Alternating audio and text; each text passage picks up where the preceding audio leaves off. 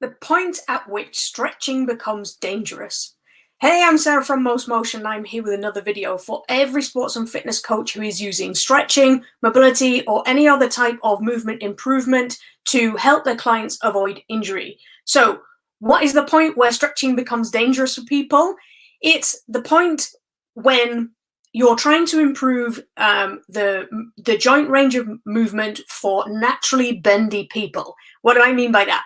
Well, I mean, there's a sliding scale. I like to think of it anyway as a sliding scale of joint movement, your natural ability to move your joints freely without compensation in your movement patterns. It goes from the bottom end, which is like me, which is basically about as flexible as a brick.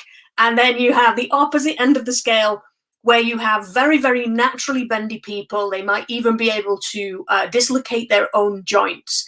And you have, at that end, you have the hypermobility syndrome, which is very painful. So actually at both ends of this sliding scale, you have pain.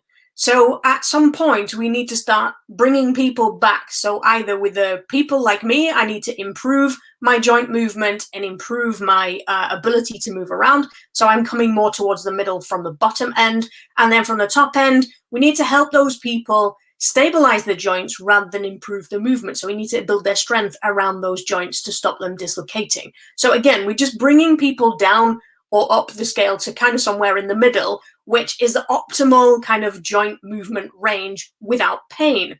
So this is important to you because every single person in your session is somewhere on this scale.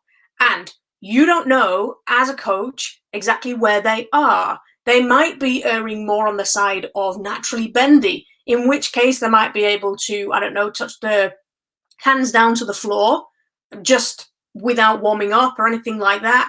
And they might be bordering on too much range of movement in their joints. And if your mobility approach, if your range of movement or your injury prevention approach is trying to focus solely on improving that range of motion, you are creating a dangerous situation for those people, because those people, it's just normal to them. They might not consider it to be a problem.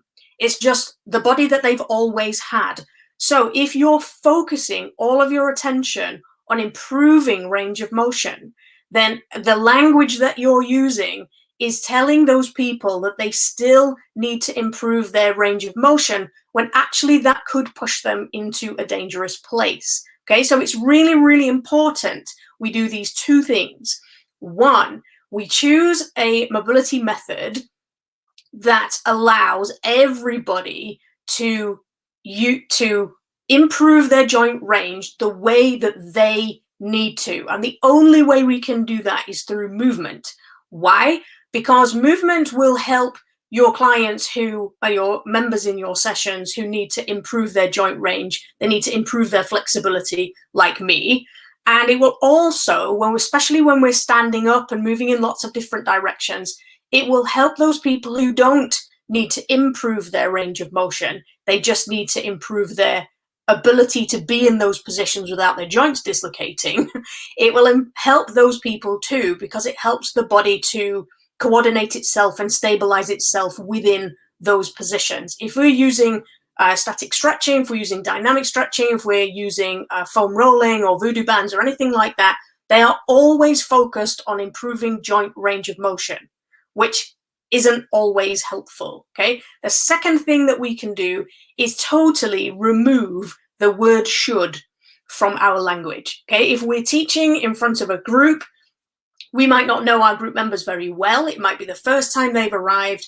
And if we're telling people that they should feel a stretch here, naturally very bendy people don't necessarily feel those stretches.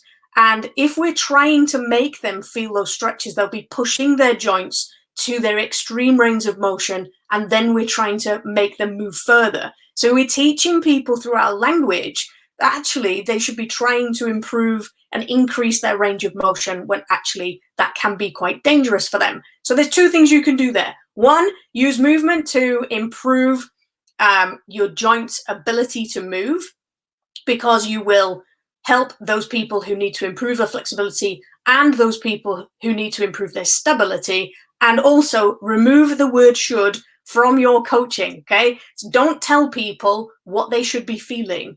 You allow them to feel it for themselves and work it out for themselves. It gives them permission to use their own bodies and accept their own bodies as they are.